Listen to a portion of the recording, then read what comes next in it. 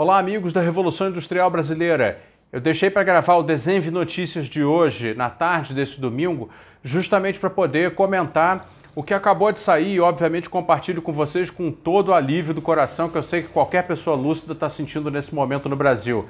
A aprovação do caráter de uso emergencial das vacinas Coronavac e AstraZeneca Oxford para o Brasil, que acabou de sair, eu estou gravando na tarde desse domingo, acabou de sair o terceiro voto lá na Agência Nacional de Vigilância Sanitária, a favor da aprovação, então, do uso emergencial de ambas as vacinas. Naturalmente, todos nós esperamos que ela seja colocada na rua para vacinar, iniciada a vacinação da população brasileira imediatamente, sem mais delongas. Agora, no que nos cabe comentar aqui no Desenve Notícias da Revolução Industrial Brasileira, que fazemos um comentário crítico a respeito da mídia econômica, se relaciona com o assunto de vacinas por um aspecto que tem a ver com a questão da independência produtiva. Todos os especialistas aí na biologia, na medicina molecular, na imunologia, na epidemiologia concordam com o seguinte: nenhum país do mundo, ainda mais um país de dimensões como o Brasil, conseguirá vacinar toda a sua população ou a maioria da sua população, conforme seus planos estratégicos, com apenas um produto. Sempre, em qualquer lugar, será necessário combinar o uso de vários produtos, vários imunizantes diferentes.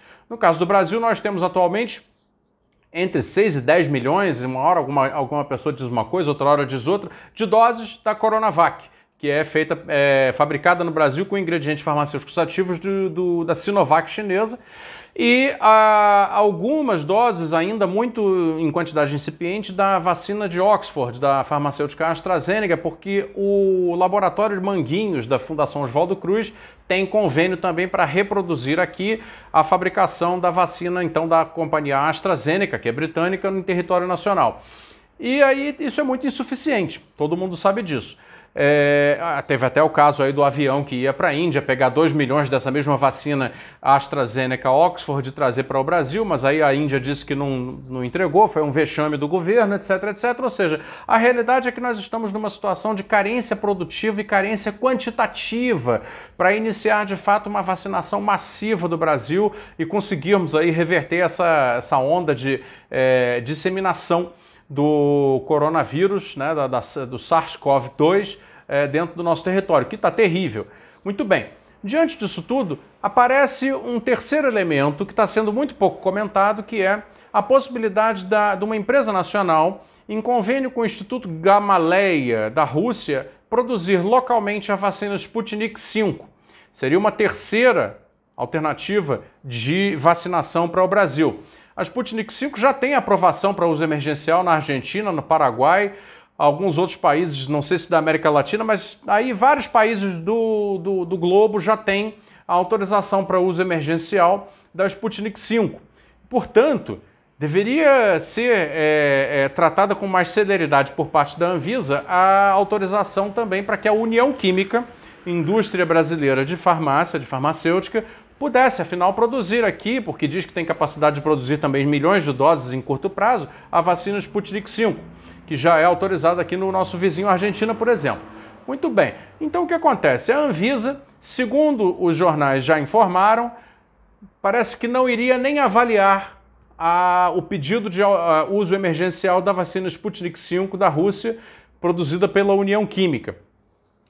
Depois soltou-se uma nota do Instituto de Investimentos Estrangeiros da Rússia em relação à decisão da Anvisa, dizendo que a imprensa brasileira tinha noticiado incorretamente de que não teria sido uma recusa definitiva de avaliar os documentos, e sim uma solicitação por mais estudos, mais documentos, para que pudesse se iniciar o pedido de uso emergencial da Sputnik V.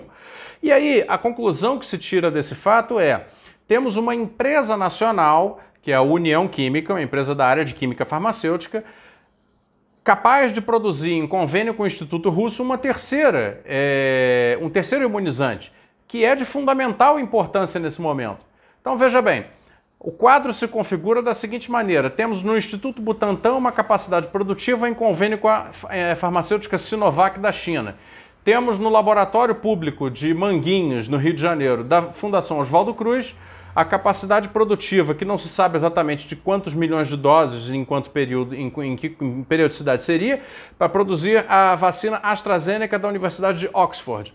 E teríamos, a partir do momento em que se autorizar, a capacidade produtiva de fazer, em convênio com o Instituto Gamaleya da Rússia, a vacina Sputnik V, e com isso, talvez chegarmos a uma quantidade de imunizantes disponível para a população razoável, em função das necessidades brasileiras, dado o tamanho da população e a dispersão territorial da população brasileira.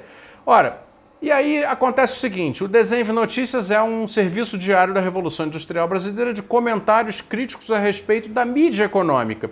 Então por que eu estou falando de vacina, vacinação, instituto disso, daquilo, etc? Porque as capacidades produtivas e a independência produtiva nunca foi um problema tão explícito nos últimos anos como agora na pandemia. E agora, justo quando nós discutimos vacinação ou imunização, se tornou um aspecto muito flagrante. Nós, no Brasil, não temos ainda a independência produtiva para sermos donos de uma vacina. Dependemos de outros países para trazer aqui a formulação e os ingredientes chamados de IFAs, são os ingredientes farmacêuticos ativos, princípio ativo, para reproduzir aqui fórmulas químicas que outros fazem. E essa é a realidade da indústria farmacêutica brasileira, seja ela privada, como no caso da União Química, seja ela pública, como no caso do Instituto Butantan e da Fundação Oswaldo Cruz. E diante disso tudo, em toda a discussão que é feita pela imprensa, televisão, jornais populares, jornais de alto padrão, revistas, etc., na internet em geral, toda a discussão sobre vacinação e fabricação de vacinas no Brasil levanta muito pouco a questão da independência produtiva, de como o Brasil poderia, a partir desse aprendizado, levar a sua indústria farmacêutica a um outro patamar. Sequer se discute essa possibilidade.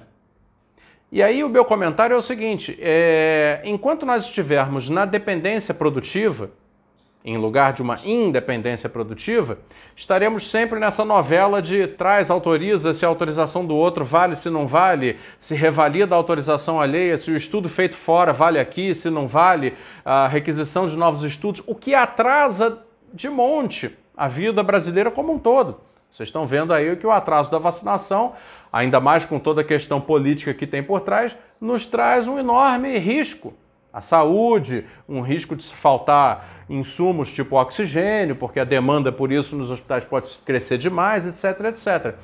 E onde está a imprensa de economia brasileira que não levanta o assunto da independência produtiva?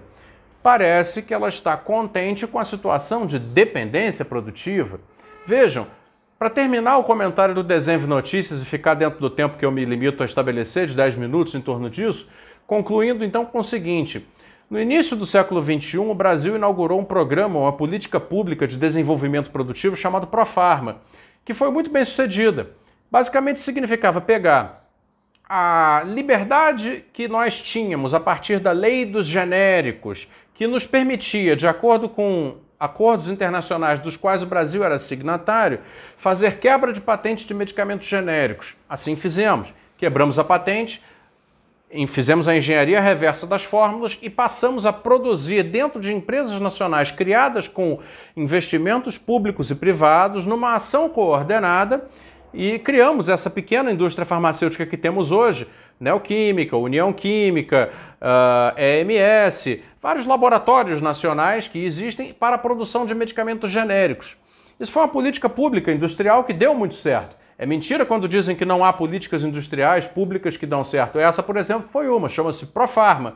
Criou, hoje no Brasil, uma indústria farmacêutica capaz de produzir medicamentos genéricos com qualidade e preço adequado. De certa maneira que hoje, mesmo os pobres brasileiros têm acesso a medicamentos de uso mais emergencial, como são os genéricos, analgésico, anti-inflamatório, etc.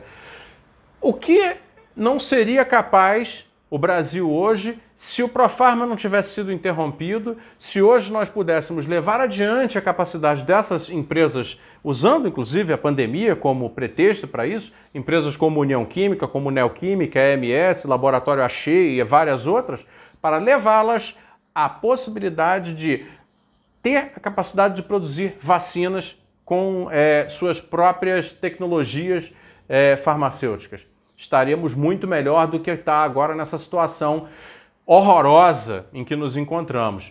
Então esse é o nosso comentário do Desenv Notícias desse domingo, deixando mais uma vez aqui um compartilhamento da sensação de alívio de que finalmente teremos, espero, o início da vacinação imediata no Brasil com a aprovação pela Anvisa da Coronavac e da AstraZeneca Oxford para uso emergencial. Pessoal, muito obrigado. Fique aí mais uma vez com o Desenv Notícias todos os dias no YouTube da Revolução Industrial Brasileira e também no IGTV, na @RevindBR, pelo Instagram. Um abraço e até amanhã.